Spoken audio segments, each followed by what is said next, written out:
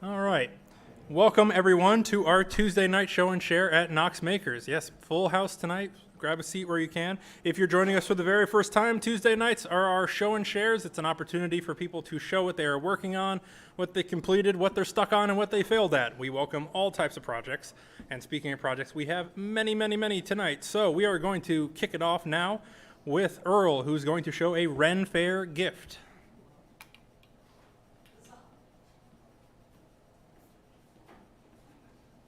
Hello, how's everybody doing? So some of you may have already seen this. I can promise you that there's a little bit more. But yes, this is a gift for a friend. She heard that I was doing leatherworking and she showed me this pattern and she said, "This looks simple enough. I think it's in your skill range." And I was like, "Thank you for that." Yes, as you know, it's a bag. It's got some depth to it. Cool. But what I recently finished making was this belt and something that dropped on the ground. But when I made this, it looks a little bit better. I didn't actually take into account. All right, can you see it, that it is a belt? Can I zoom out? No. There we are. Oh, yeah, so I didn't do that weird thing where I alternated the thread because this took hours to make. But it was very fun to do. There was a time when I was sewing together the actual buckle. I remember I was sewing it, and I said, if I get done with this and it turns out that I was wrong, I think I'm going to cry. And Maria was very nice to walk up to me and say, "No, sweetie, it is wrong." And she was right. And I had to undo all the stitching there, and that took an hour. And then the other thing that is a part of this gift is what's called a skirt hike. Now, I had never heard of one of these, but I guess if for the people that wear skirts, they can put it all on the belt and basically hike up their skirt so that you can walk through the mud.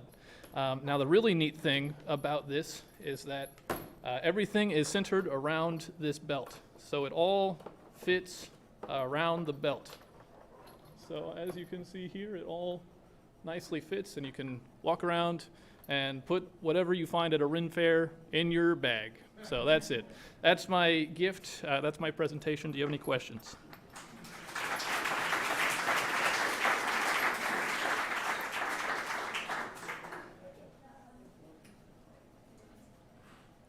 All right. Huzzah, huzzah. Coming up next, Amy is going to show a leather clutch that is not for a Ren Fair.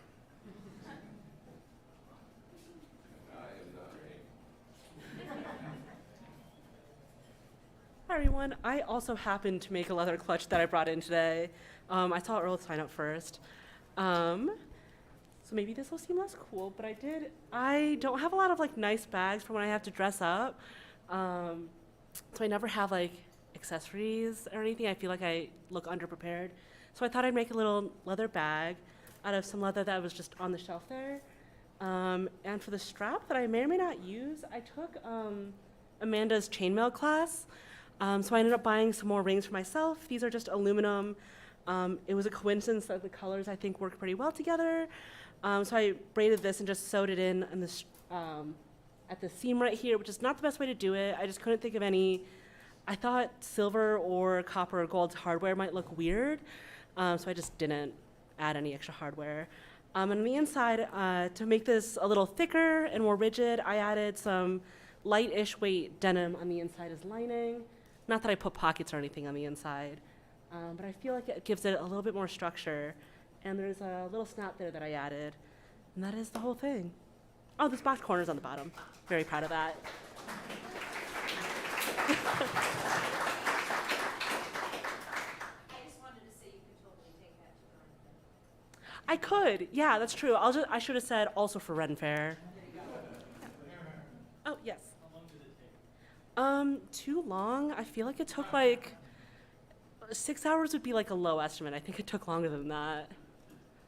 Yeah, that's it. Cool. Thanks, everyone.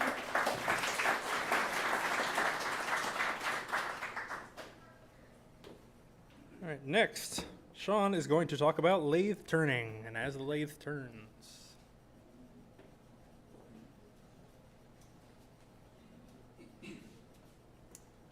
Sorry, guys, I don't have a clutch to share with everybody tonight. However, I'm up here to shamelessly plug one of our events. So every month we do As the Lathe Turns, which is our kind of sort of turning club, if you will, or guys that get together and just talk about wood turning. This past month, one of our members, Don, showed his process. First, he showed us his actual segmented bowls.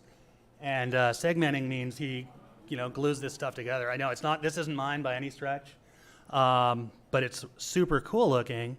And the nice thing was, there's another angle of them. Next, he went through and he actually showed us and taught us, I should probably make this bigger, his whole process and how he does this stuff, which was super cool. So every month we actually get together and we kind of talk turning and somebody will do a demo. This month, Randy's going to be demoing how to make bud vases. I hope he knows that because he's going to have to do it here in a couple nights. And then I think I've got, so the cool thing was we also do a challenge. This month's challenge is to just turn something that's got a void of some sort in it. So it could be wormholes, it could be a burl that you've put back together, or it could be like me and bring nothing at all because I've had no time to turn anything. But there's Don's process there, which again was super cool to watch and stuff. But then the other thing is a lot of guys, last month's challenge was make something intentionally funny. I don't get to show mine because it broke really badly, but one of the guys made this here, which was and he came with a whole story of this. This was the pistachio pigeons that live on an island. And in order to do that, this was done by Neil Smith, and he, in order to do that, he actually ordered the darker piece there is an actual piece of pistachio tree. And true to how, if anybody knows Neil, how he is, it actually came with pistachios in it too. And so I just want to invite anybody out. We do the third Thursday of every month. If you've got any interest in wood turning, come on out. And so thank you very much.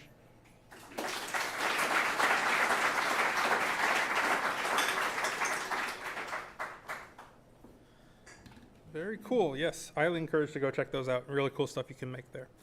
Coming up next, Rob is going to talk about batteries.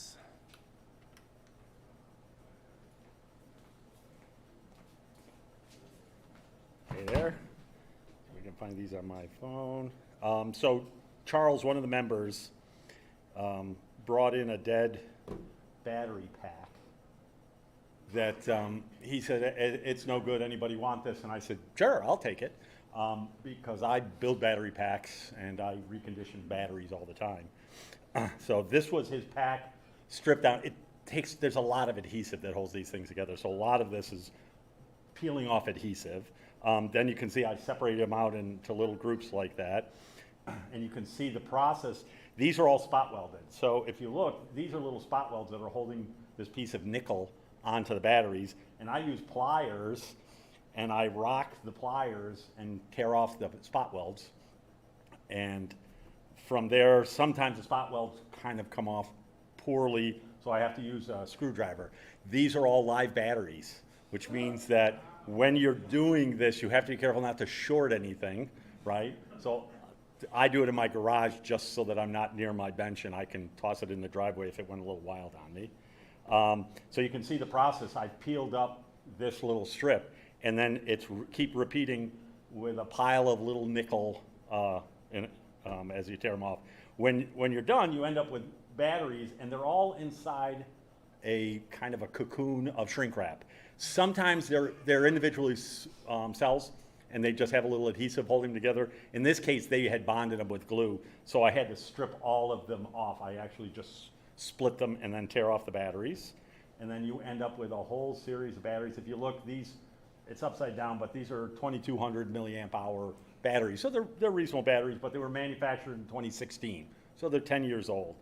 Then what I do is I take each of those batteries and I use a heat shrink gun, and with my own heat shrink, that little red thing is an insulation disc. The very top of the battery over here has both positive and negative on it at the same time, which means if you get anything metallic near that top, it will short it real fast. So you put this little red insulator on there, put a little shrink wrap around it, then heat it, and it shrinks them right up again, right? And you end up with those colorful little things. And I missed a picture. I must have forgot to put in there. Give me 1 second to get back. oops, to those. There it is. Because one of the questions is, how do you know a good battery from a bad battery? Right? So what I do is I measure every battery after I strip them out. And any battery that's below about 3.8 volts, on his bank, he had previously charged it. So they were all in the 3.8, 3.9 range. And you can see this one I'm measuring, and it's at 0.37. So it's a dead battery. Basically, that battery is discarded. I have a marker there. I put an X on it, put it aside, and go through it. I'm getting about a 70% success rate or 30% failure on his pack. On 120 batteries, that comes out to be about 80 good batteries. So it's a lot more batteries than I normally get on packs. And what I did is I did bring this in. Let's see if it'll zoom. Oops, the other way. So here's a whole bunch of batteries that I brought with me. Right, they're all shrink wrapped. I'm going to give a bunch of these away if people are interested in batteries afterwards. Just come look me up. I don't need this kind of volume. I don't making packs, but you know, 18650 batteries is way more than I normally get in a pack. That's good. Yeah. I don't know how does that relate to AA, AAA? It doesn't. These are lithium ion. Okay. So AA, AAA batteries are 1.5 volts. These are 3.7. So the voltage is completely different. These are all rechargeable, right? So and you have to have a lithium-ion battery charger to charge these. You can't charge these with just like a car battery charger. So, yeah. And these are the kinds of things that explode. These are less likely to explode. Notice the less likely. Lithium polys will explode. If you actually just puncture a lithium poly, you're going to cause a big fire. These take a lot of abuse to get them to explode and burn. But yes, you cannot ship these by air, right? And the safest ones are called the lithium ion POFE, right? The iron phosphate. They're pretty safe. I think you still can't ship them by air because they have lithium in them. But yeah, these are reasonably safe if you have a lithium battery charger. Okay. Don't ever try to charge these without lithium battery charger. Way in the back. Naive question. For getting the batteries off of that nickel strip, Yes. you remove the spot weld. Why not just snip the nickel strip? It leaves a burr, and remember, I need to take them all apart, and you're going to have these burrs, and remember, the very top is positive and negative at the same time. So if that little strip is sitting there and you touch it, you can easily short out between the two. So it's always better to take them off. I have a spot welder, and so I'll put new nickel strips on them. As a matter of fact, I saved my piles of nickel because I may put them in my mini forge and see if I can melt them down, but that's a different project. Andrew? How in the world did you get involved in this in the first place? Well, a lot of people realize what I do. I do most projects, so I've been doing battery reconditioning for 15 plus years, so yeah. I was doing nickel NiCads back in the early days, so 1.25 volts on those. So I cover lots and lots of projects. This is just one of them. And when Charles said, hey, you want a battery? I said, sure. So, anyone else? Did you get a charge out of doing this? Yeah. No, it was for free. All right. Thank you. Electrifying as always. All right. Next up, Sue is going to show an anglerfish.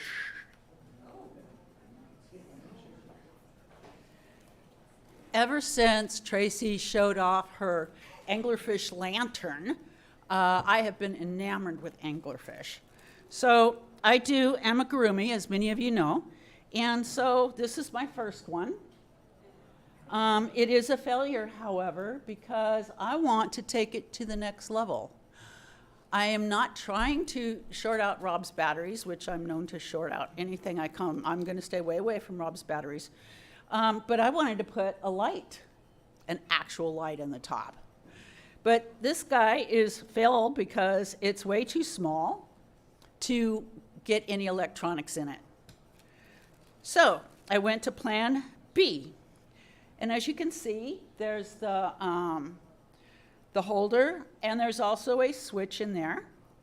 I had to go a little bit bigger, but I wanted the switch to be glued to the battery holder, and this does work, right? But I used a little bit too much glue, So it won't get big anymore. So, and it was a little bit of a tight fit. So I decided to go for number 3. And I think I have success now. So I haven't got the bottom of him sewed up yet, but when you press the light, so he can swim across. Yeah, so I think I finally have it now. And that's it for my anglerfish. Oh.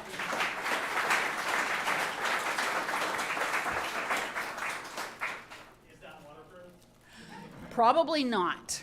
I'm just lucky it's soup-proof, right? Thank you.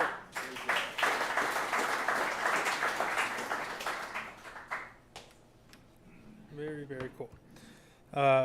Next up, Zoe is going to talk about some workspace lighting. All right, so many of you know that my husband and I just bought a house. I've kind of gained a reputation as the person who makes her husband do manual labor. But today, thank you. Today, I'm showing a project that I did at the behest of my husband. So you see, it goes both ways. Anyway, so we have a room in our house that is kind of extra. We're calling it the asparagus room. And in the asparagus room, we're putting our own makerspace, essentially. So here, actually, I have a fun video just as a kind of part of this. This is our new 3D printer, and these are our new cats observing the 3D printer with great interest, I will say. A little too much interest. I don't let them in there anymore. But anyway, this is the asparagus room. So not really visible right here. Directly behind this, wow, my hands are really shaky. Directly behind this shelf, directly behind this shelf is a desk, and the desk needs some lighting because it is going to be like small construction. So I got this, so my husband wanted me to make a workspace light for it. So I got this rope light on Amazon for $16, and it's actually super great. It is very diffuse lighting, but it is really easy to work with. It comes like in 16 feet, and then you can cut it at like 2-inch intervals. And then if you had another DC power jack, you could actually solder another outlet onto it, and then you could use the whole light thing, but it only comes with one. Anyway, so we had this extra piece of like baseboard lining from putting the floor in here. Some manual labor my husband did do. And I just sort of glued it to this because it was really bendy. And then I 3D printed these adapters for the desk. And oh yes, I didn't account for bending.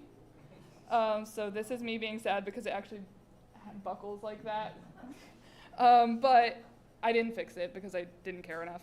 And then, yeah, okay, here it is.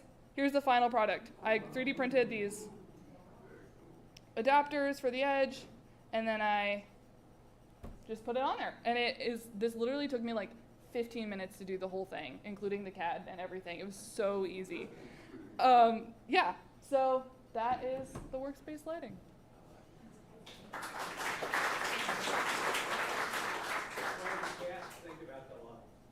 They're completely indifferent to it, actually. I've tried turning it on like in their face just to see what would happen, and they did not care. It looks like the outline of a mirror. Have you thought of putting a mirror behind the other side? I've seen some people do things like that, and maybe I will, but in this particular application, it doesn't really make sense to have a giant mirror right there. I mean, I guess we could, but this is just a workspace, as indicated by the hammer. Yes? I'm glad you asked, sir.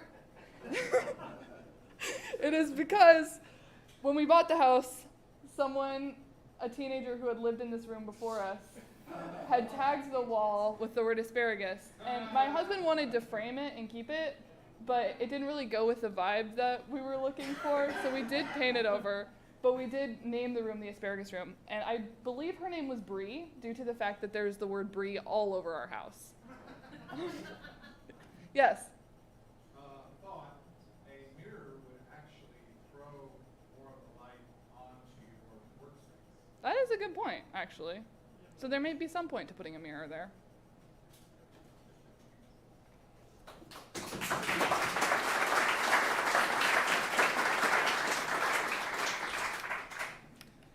I thought it was a play on a spare room, like asparagus room. Like that's where my mind went. All right, next up, Karis is going to show a wolf sketch.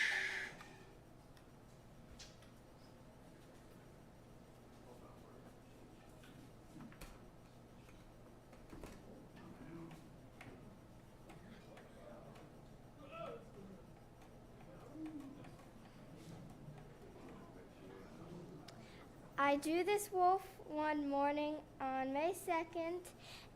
I just kind of got up and wanted to draw a wolf. So there's this thing, I didn't bring it, but it's just like a cover for a thing of tracing paper, and I really liked the wolf on there. So the first time I drew this picture, I drew like a different wolf, but it was not as good as this one. So then I decided I want to try and redraw it. So then I redrew it like this.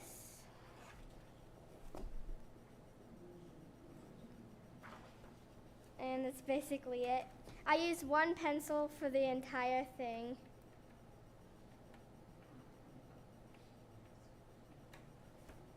Did you use your finger to help shade Like, or yeah, smudge? I did. That's excellent. Does the wolf have a name? No. You think of it for me? The Wolfman? How long did it take? I don't know how long it took me. I got up like pretty early. I started it. I think I was mostly done with it before breakfast, but I did finish it before I started school, so. Well, you put it on the art wall.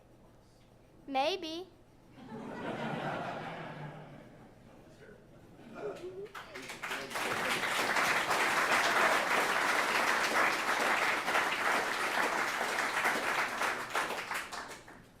Thank you very much.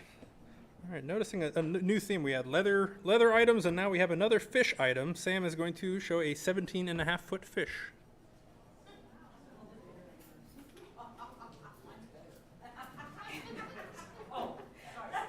Thank you, Sue. Hello, all. So when I moved to Knoxville, I wasn't sure if I would be here forever. Actually, I was pretty sure that I would not be here forever, that I'd just, move for the next job. And I'm still not sure. I want to stay. But anyway, I really like the idea of a piece of art that you see every single day and that is like a constant part of your life. And then you move and it's gone forever. Like, I kind of like that idea. And so I decided to do a mural with the trim paint I had. Oh my goodness. So I have this blue room with this big wall. Oh goodness, there we are. That is like triangular, and then it leads into a long hallway. And it was just very blank, and it's like right in front of the couch, and I don't want a TV. And so I started working on a fish. This is after the first day. Let me see. And then he got some scales.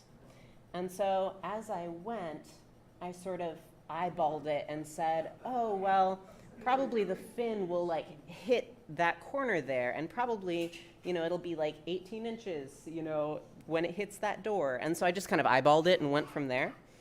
And then there we are here. That's getting further down the hallway, finishing up the hallway.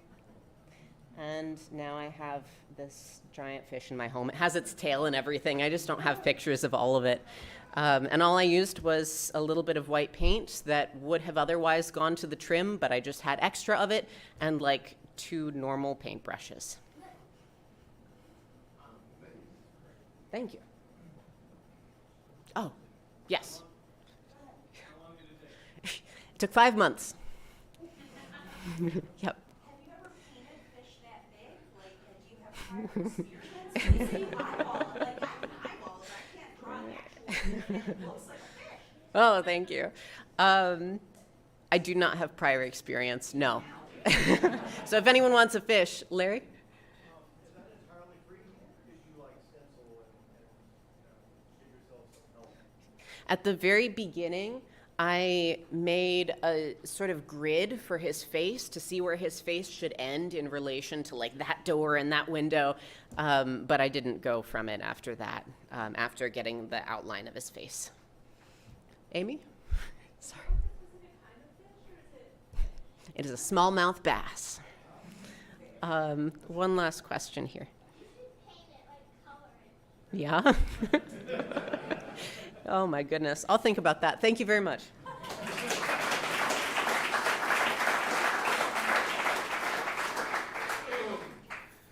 All right, very cool. All right, coming up next is Hope with a book rebind and stained glass Rocky.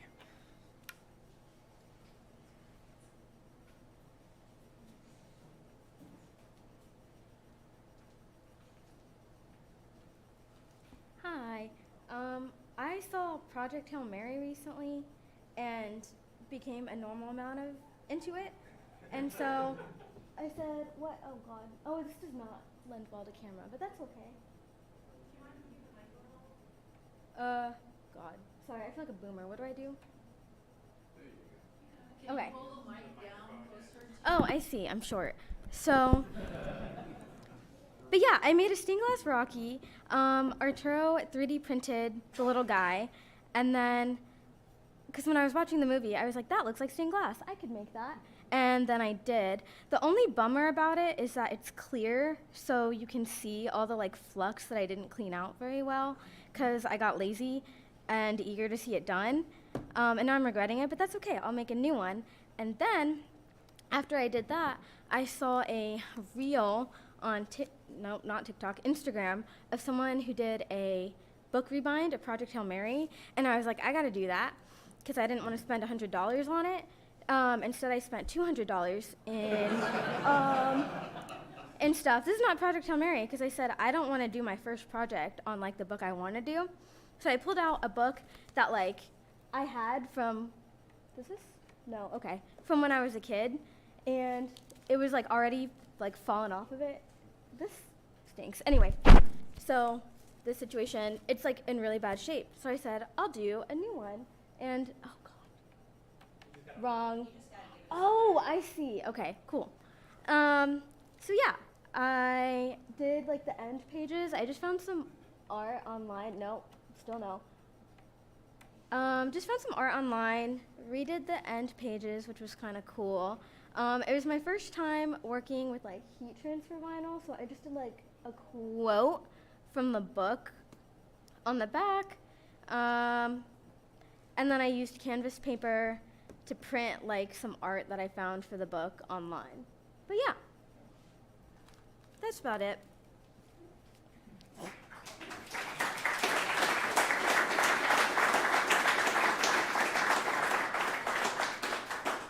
Very cool. Yeah, I saw the Rocky, and I was like, "Is that Rocky in there?" Coming up next, Arturo is going to also show a stained glass project. Up next, there he is.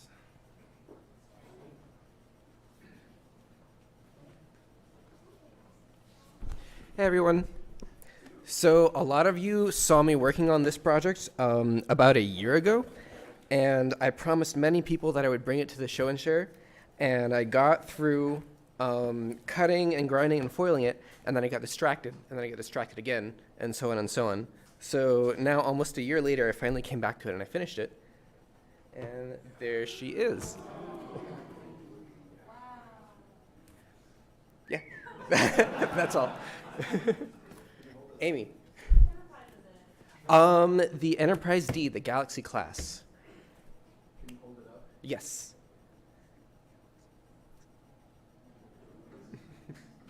Cool.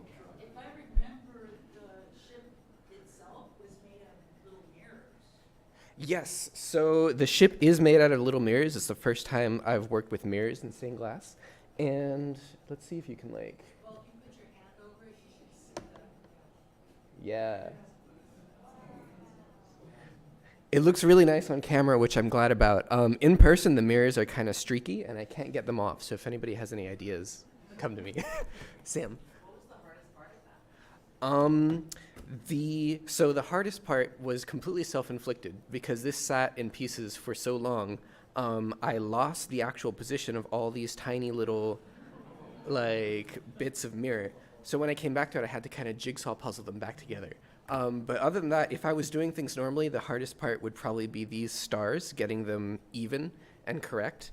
If you'll notice, I didn't foil the stars, only the outside pieces, so that the solder would be thinner, and you could actually see some of the mirror in the stars.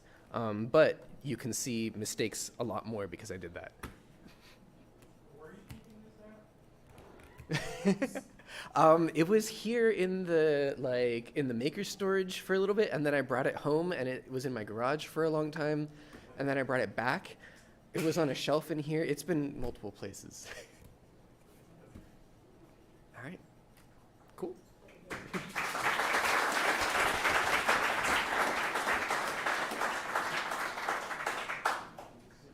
Good move not telling us exactly where it'll be kept because it's going to be stolen. All right. The final name I have on my list is Jamie, who's going to talk about some welding projects.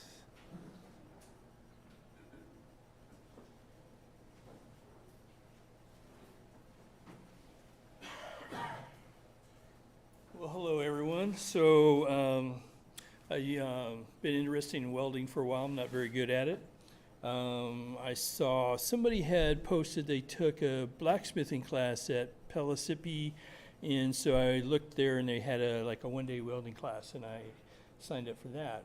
And we were learning MIG welding for a day and making a project. And the project we made was like this little rose, which turned out a heck of a lot better than it looked when I was making it. Yeah. So I was very happy with it. It's got dirt on it. My wife likes it. She put it in the garden. But when I was making it, I did not have very high hopes for this piece. But yeah, it turned out pretty good.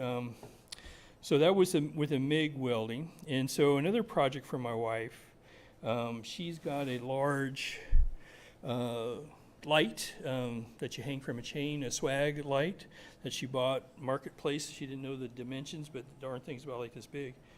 And so we were going to get rid of it. Then she's like, well, so I was hanging it up in our gazebo outside so I could take a picture. And she says, oh, it looks good there. I'm like, oh no, this is not good. That was a mistake. Yeah, so hanging it in the gazebo permanently is different than just kind of holding it up there so I could take a picture. And so I had to come up with something. And so this project, I had instruction. This one over here, I did not have instruction. And so I have an acetylene torch. So this was the MIG, which is, electric. And so this gazebo, I want the chain, so I have to hang the chain and I want it to go straight down, but it's like a 20-degree angle. So I made this jig at 20 degrees, and I welded it, and I thought it turned out, this weld looked okay. Joe's not around, is he? Oh, there he is. Anyway, so I didn't get good penetration, but, I thought it looked good over here. So I use this to hold my pieces that I cut at 20 degrees and weld them together. I got them over here. I'm not showing it to you yet. So I'm going to show you the back because it's not quite as bad as the front. So you can see this is well, you can't really tell it's the same angle, but, oh, here we go. Oh, now you can see the front. But anyway, so these two pieces, they welded together okay. You can see this weld's not too bad. But now, when I turn this over, and my daughter looked at this and she said, yeah, that ain't so great. So I had trouble with this square piece here in getting good penetration here. So it looks kind of, it'll hold the light, okay? But I think I need some more practice. But anyway, I really like using the a torch, but I don't like the MIG. It just kind of like was. The torch, you got more control, but you know, I'm definitely need some more practice here. So that's my my project for this show and share. Any questions? Do you have a picture of the light? Yes, I do. Let me see. I'm sorry I didn't have it ready here. Library. Okay, no, I'm trying to zoom in. I'm using the wrong item to zoom. Sorry about that. Okay, so for scale, that's what is it, like one of those totes, right? So that's a 15-gallon, 17-gallon tote that's sitting on top of. So it's pretty good size. And you're looking at the back end of the electric connection that anybody that's put up a light like this knows how to put it in, right? Well, that gazebo ain't got one of those round things to hook it up to. Okay, so that's the next interface I need to figure out. Okay, anything else? All right, well, thank you so much.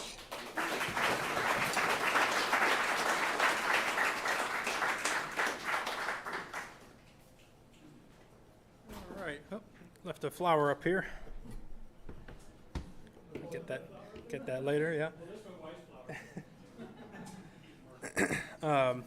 All right. That was the last name we had on our list. Were there any Amos? Yeah.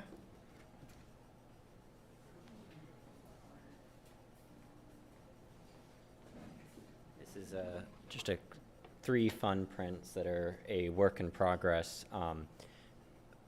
I'm doing some home renovations, and I have a slab constructed home, which means all of the wiring goes in the plenum between the floors, which is not big enough to go in as a person. So what do? You build a robot that goes in the plenum for you. Inside the plenum is a bunch of 2x6s that are difficult to get over for a robot.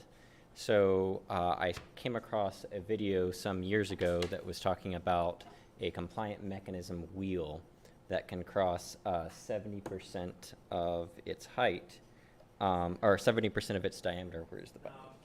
Oh, knob on top. Oh, I see.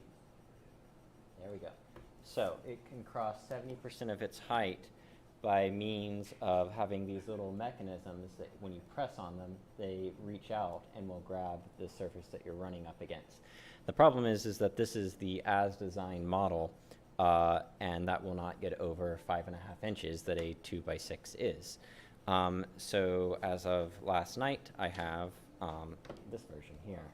So this is going to use essentially just kill switch robot parts, except geared way down to be way slower and more controllable. And right now, this particular iteration, I just went for it. It does not work. I mean, it would, but not as designed, because when you press on this, it doesn't really pivot out. Also, you'll notice that when you press on TPU prints, they kind of remember their position. That's hysteresis, so it goes back slowly.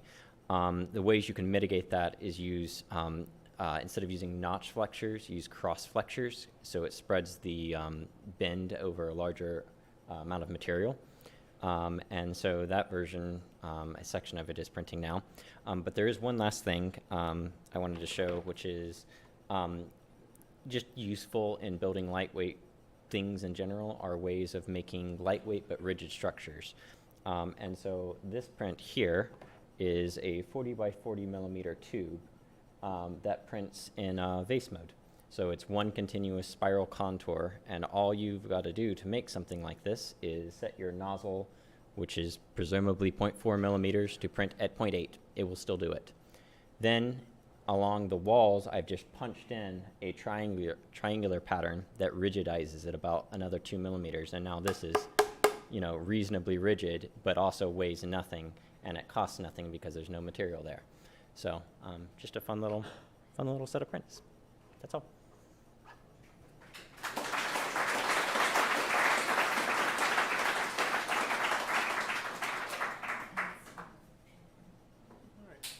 Is there any other shows?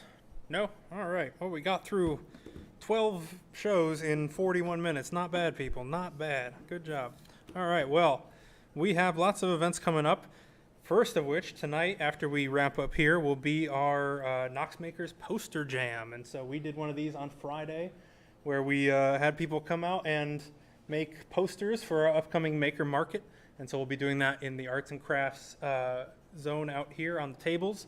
Anybody can come and make posters as long as it's got the necessary information and stuff. We had a grand old time making them on Friday night, and so we have them that range from the that's just so neat from Isaac there to all sorts of media. We had ones from David and from Tracy and from me, colorful and 90s-esque, and then by Anonymous, a ransom note. That's my favorite. So we truly will welcome all types of posters, so please come and join us. All are welcome. As long as we can put it on a flatbed scanner and scan it in, we welcome it, and that's going to be happening out on the tables tonight. So if you could avoid using those tabletops as well for a little while we're out there, we would be most appreciative. We have other events coming up. Coming up on Thursday, as Sean said before, is As the Lathe Turns. That's going to kick off at 7 p.m. There's also at 7 p.m. that night on Thursday is a new member onboarding. So if you are a new member or prospective member who is looking to become a full member, you need to attend a new member onboarding. And so this will be, this one's coming up will be a prime opportunity to do so. Friday the 22nd at 6:30, there's a CAM Jam open event, so anybody can come and learn about CAM. There is a ticket still left for the Woodworking 101 woodworking authorization on Saturday at 10 a.m. There will also be another one on Wednesday the 27th next week at 6:30 that there are 6 tickets available for. So if you want to get authorized in the woodworking zone, that's the opportunity to do so. Saturday at 1 p.m., the 23rd, is going to be small alterations or mending with a machine. So if you want to learn how to do that in the fiber arts zone, there are tickets available for that. And those are most of the upcoming things. There's also been a bunch of other classes that have been posted, so you can go onto knoxmakers.org and check out the events calendar and get tickets for everything that's coming up that still has tickets available.